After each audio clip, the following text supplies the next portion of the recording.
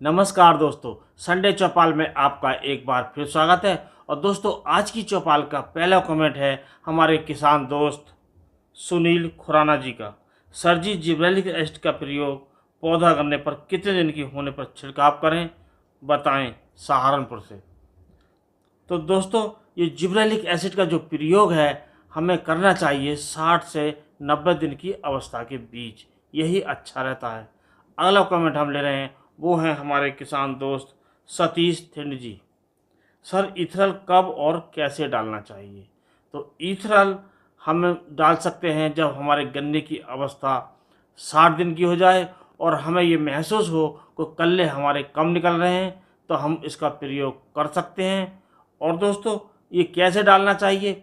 इसका जो प्रयोग है हम स्प्रे भी कर सकते हैं और इसकी मात्रा दोगुनी करके हम पौधों की जड़ों में यूरिया में मिलाकर भी इसका प्रयोग कर सकते हैं। और दोस्तों, अगला कमेंट लेने से पहले आपसे अनुरोध करेंगे, यदि आप चैनल पर नए हैं और आपने अभी तक चैनल सब्सक्राइब नहीं किया है तो चैनल को सब्सक्राइब कर दें और बेल आइकन के बटन को प्रेस कर ऑल पर सेलेक्ट कर लें। अगला कमेंट है हमारे किसान दोस्त हृदय कुमार जी। सर जी नमस्कार, हमारे पौधे गन्ने में कोई जानवर शायद से पौधे को काट काट कर थोड़ा नीचे से चबा कर डाल देती है। बड़े परेशान हैं, कोई उपाय बताएं। यदि दोस्तों आपके खेत में से ही या कोई दूसरा जंगली जानवर है तो इसके लिए जंगली जानवर की दवाएं आती हैं। और यदि आप नेचुरल तरीके से चाहते हैं तो इससे संबंधित अपना वीडियो चैनल पर है, उसे देखकर नेचुरल दवा बनाकर भी आप अपने गन्ने में प्रयोग कर सकते हैं। और दोस्तों, यदि कोई कीड़ा काट रहा है छोटा, तो आप क्लोरोप्लस साइपर के रूप में जो दवाई आती है उसे आप 1 लीटर प्रति एकड़ के हिसाब से पानी के साथ छोड़ सकते हैं, तो उससे जो कीट हैं वो नष्ट हो जाएंगे। और अगला कमेंट हम ले रहे हैं, वो हैं हमारे किसान दोस्त विनीत कुमार जी। सर, पेड़ी गन्ने में फुटाव कम हो रहा है और पत्ते में कीड़ा लगा है जिससे पत्ते कटे कटे से हो रहे हैं, और इसका कोई इलाज बताएं। तो दोस्तों, इसके लिए आपको चाहिए कि आप 500 ml क्लोरोप्लस साइपर लेकर इसमें 200 से 250 ml लैम्डा या फिर कार्टप हाइड्रोक्लाइड जो आता है 50% के रूप में, उसे ले सकते हैं। आप इनका पानी में घोलकर स्प्रे करें। 200 लीटर पानी में घोलकर आप कर सकते हैं, आपको अच्छा रेट मिलेगा। अगला कमेंट हम ले रहे हैं, वो हैं हमारे किसान दोस्त सतीश थिंड जी। क्या बिजाई के बाद केवल वाटर सेलुबल फर्टिलाइजर से स्प्रे से फसल तैयार की जा सकती है? हाँ दोस्तों, यदि आप गन्ने की बुवाई करते हैं और उस समय जो फर्टिलाइजर यूज करते हैं बुवाई के समय, और उसके बाद अपनी पूरी फसल चाहते हैं जो वाटर सोलबल जो का स्प्रे कर कर जो फर्टिलाइजर आते हैं, आप अपनी फसल कर सकते हैं। और जिस तत्व की आवश्यकता हो आप जांच परख कर स्प्रे द्वारा पूर्ति कर सकते हैं। इसके लिए आपको हर 15 दिन में आपको स्प्रे करना पड़ेगा। इसके लिए थोड़ी मेहनत करनी होगी, लेकिन ये जो विभिन्न प्रकार के फर्टिलाइजर हम जड़ों में सोइल में डालते हैं उससे ये सस्ता पड़ेगा और आपकी ग्रोथ अच्छी होगी।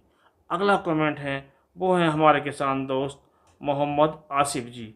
सर जी, 0201 गन्ना कैसा है? ये 0201 गन्ने से इनका मतलब 14201 जो गन्ना होता है उससे है। ये जो वैरायटी है एक नई वैरायटी है, रोग रहित वैरायटी है और अच्छी पैदावार की वैरायटी है।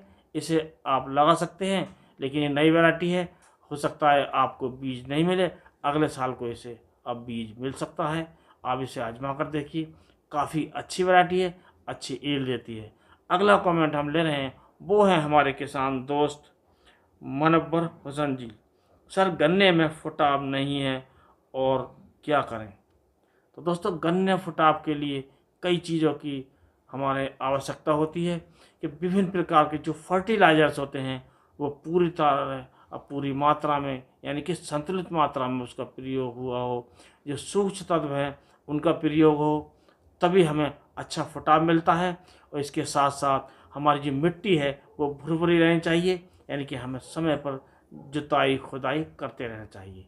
यदि इसके बाद भी आपको फुटाव नहीं मिल रहा है तो इथोफॉन जो 39% के रूप में आता है उसका आप स्प्रे कर सकते हैं, या आप यूरिया में मिलाकर इसे प्रयोग कर सकते हैं।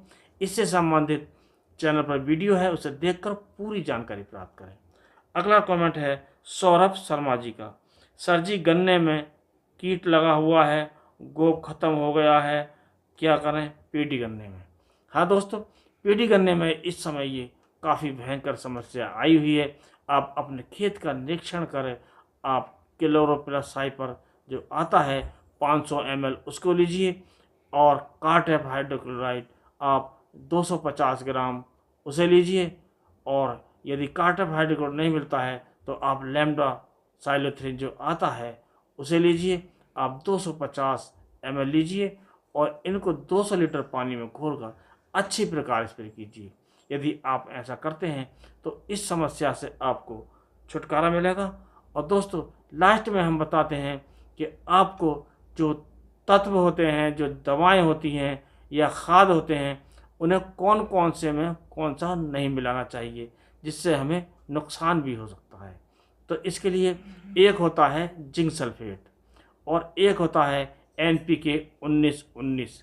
यदि आप इनको दोनों को मिलाकर यूज करते हैं, स्प्रे करते हैं, तो आपको कोई से का भी अच्छा रिजल्ट नहीं मिलेगा और इसे आप हानि उठा सकते हैं। तो इनका प्रयोग कभी भी मिलाकर नहीं करना चाहिए।